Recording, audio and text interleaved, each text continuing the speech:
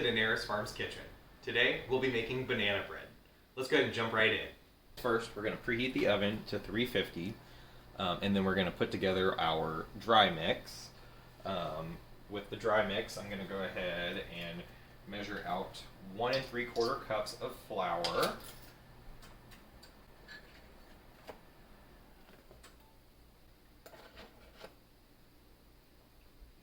There's our 1 3/4 cup flour. To that, we're going to add a teaspoon of baking soda, as well as a teaspoon of sea salt. And then we're also going to add a half of a teaspoon of cinnamon. And then I also like to add some ground nutmeg.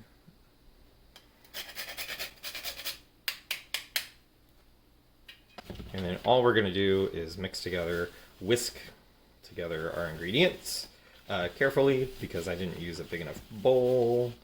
But this just allows it to be a little more consistent, make sure that the spice goes all the way about, and allows us to not have to over mix into the wet later. That looks good. We can set this aside and work on the rest of our ingredients.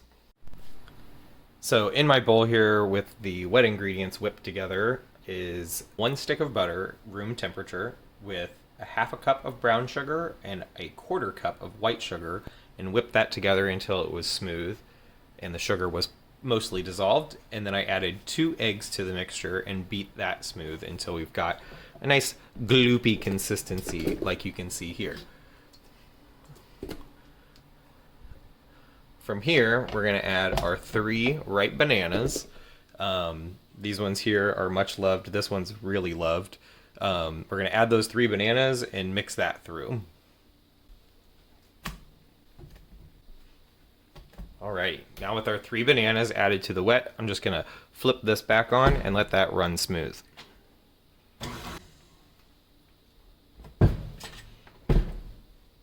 I'm going to go ahead and wipe down the sides of my bowl one more time. To this mix, I'm going to add a half a cup of walnut pieces, but you could add pecans. You don't have to add any nuts if you don't want nuts in your banana bread, but it was in the pantry and I wanted a reason to use it. So we're going to add a half a cup of walnut pieces to our banana bread. And then one last ingredient, we're going to add a teaspoon of vanilla. I like to eyeball my vanilla because I like vanilla. I'm going to let that mix one more time just to kind of get it all mixed together, and then we're going to add in our dry mix and probably fold that in by hand. Okay, so I'm just going to get all the extra stuff off of this. And now to our wet ingredients, I'm just going to add our dry that we've already mixed together, and then we're just gonna fold this in gently until it's just combined. So we'll just keep mixing. There's quite a bit of liquid in there. There's 3 whole bananas. All right, and then you're left with a mix like this. Alrighty, and then from here we're just going to add to our greased loaf pan. We're going to add this mixture and get it into our 350-degree oven. Give it a little shake to smooth things out, and I'm just going to make sure it's all nice and even. I actually also like to give it a little.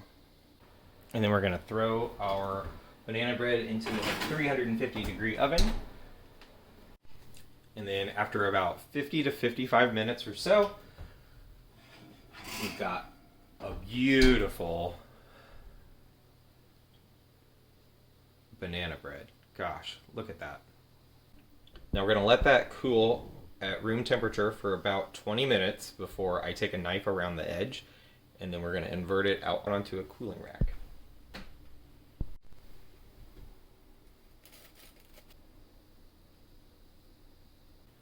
And there you have it. Banana bread, beautiful, moist, still warm, and full of banana flavor. Please try this recipe.